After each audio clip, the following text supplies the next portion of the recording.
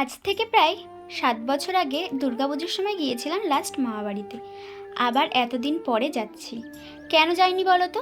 তার কারণ মাঝখানে ছিল উচ্চ মাধ্যমিক আর তারপরে ছিল করোনার টাইম, তো সেই জন্য আর যাওয়া হয়নি। তারপরে যেতে পারতাম, কিন্তু ওই যে যাওয়া হয়নি, তার জন্য এতদিন পরে যাচ্ছি। যাওয়ার কথা তো ছিল পুজোর সময়, কিন্তু মাঝে ছিল বোনের জন্মদিন, তাই ভাবলাম সেই টাইমে যাই। বোন বলতে মামার মেয়ে, আর মামাবাড়ি বলতে এটা ছিল আমার জেঠুর শ্বশুরবাড়ি। আমার নিজের মামাবাড়িতে আমি আজ পর্যন্ত কখনো যাইনি, তাই বড় মার মামাবাড়ি মানে আমার জেঠুর শ্বশুরবাড়ি, তারপরে কাকার শ্বশুরবাড়ি, এগুলোই হচ্ছে আমার মামাবাড়ি। তারপরে দেখো বনগাঁ স্টেশন থেকে টিকিট কেটে আমরা কিন্তু রানাঘাট চলে এসেছি। আর রানাঘাটে আগে যখন আমরা লাস্ট এসেছিলাম, তখন না কোনো কিছুই রাস্তাঘাট এরকমটা ছিল না। মানে এখন যেমন একদম ফোর কি রাস্তা বলে না, যেগুলো চারদিক দিয়ে যাওয়া যায়, যেমন দুই ধারে ফুটপাথ থাকে, তারপরে এই সব রাস্তাগুলো এখন নতুন হয়েছে। আর এই যে ব্রিজটা দেখছো, চূর্ণী নদীর যে ঝুলন্ত ব্রিজটা, আর এই ব্রিজটাও কিন্তু লাস্ট আমরা যে বছর এসেছিলাম সেই বছর নতুন করে আবার হচ্ছিল। মানে সাইডে নৌকো করে এপার থেকে ওপরে আসা যেত। যেহেতু এতদিন পরে যাচ্ছি, মিষ্টি তো নিতেই হবে, তারপর বোনের জন্য কিছু চকলেট নিয়ে নিয়েছি। আর আমরা কিন্তু রাস্তায় ফুচকা দুখানা আইসক্রিম খেয়েছিলাম। তারপর রাবড়ির আইসক্রিম কিন্তু এখন আমাদের অনেকটাই ফেভারিট হয়ে গেছে। আর আমি দেখেছো কতটা মজায় আছি।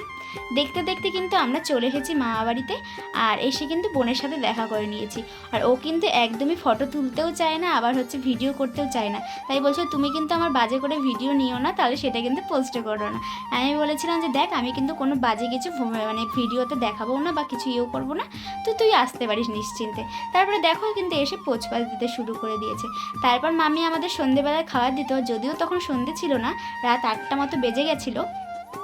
তা আমাদেরকে পাতা আনতে দোকানে পাঠিয়েছিল, তাই আমরাও কিন্তু এসেছি, জামা টামা চেঞ্জ করেই চলে এসেছি।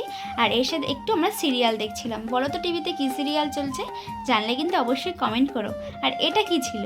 জলের বোতল প্লাস হচ্ছে ডাম্বেল না কি বলে না, যেটা দিয়ে বডি বানায়, সেটার মতো লাগছে না দেখতে? একদম সেটার মতো দেখতে লাগছে। তারপর বেজে গেছিলো প্রায় রাত 11:30। আমরা কিন্তু রাত্রেবেলা যে লুচি ঘুগনি খেয়েছিলাম, তারপরে আর কিছুই খাইনি। মামি কিন্তু সন্ধেবেলার জন্য খাওয়ার জন্য দিয়েছিল, আর আমরা সেটা একবার রাতের খাবার হিসাবে খেয়ে নিয়েছি। আর এইদিকে আমরা 11:30টার সময় বেলুন টেলুন ফুলিয়ে 12টা বাজার অপেক্ষা করছিলাম। ঝিমলিকে দেখেছো? ও কিন্তু বলেছিল তোমরা আমাকে রাত 12টার সময় সারপ্রাইজ হিসেবে এরকমভাবে দেবা, কিন্তু ও নিজেই কিন্তু এরকমভাবে কেকটা খুলে নিয়ে বসে পড়েছিল। সেই এক কাণ্ড। তারপরে আমরা লাইট টাইট সব কিছু এরকমভাবে ডেকোরেশন করেছিলাম, আর ওরও ইচ্ছে ছিল রাত 12টার সময় কেক কাটার, তাই আমরা কিন্তু সবাই জেগেছিলাম। তারপরে ও কেকটা কেটে নিল, তারপরে এক এক করে সবাইকে খাইয়ে দিল। আর এইদিকে দেখো আমরা রিং লাইট সেট টেট করে বসে গেছি। ফার্স্ট খাওয়ালো আমার জেঠুকে, মানে ওর পিপাকে, তারপরে হচ্ছে ওর বাবাকে, তারপরে মাকে, মানে এক এক করে পরপর সবাইকে খাইয়ে দিয়েছে। আগে যখন ছোট ছিলাম, তখন পুনু যখনই মামাবাড়ি যেত, তখনই আমি ওদের সাথে যেতাম। আর দুর্গাপুজো বলো, কালী পুজো বলো, সব পুজোতেই কিন্তু আমি মামাবাড়িতেই কাটিয়েছি, মানে রানাঘাটে কাটিয়েছি। সেই সময় দিনগুলো ছিল একদমই আলাদা। এখন যেহেতু বড় হয়ে গেছে, সেই জন্য আর সেইভাবে যাওয়া হয় না। তো ভিডিওটা কেমন লাগলো জানাতে কিন্তু একদম ভুলো না।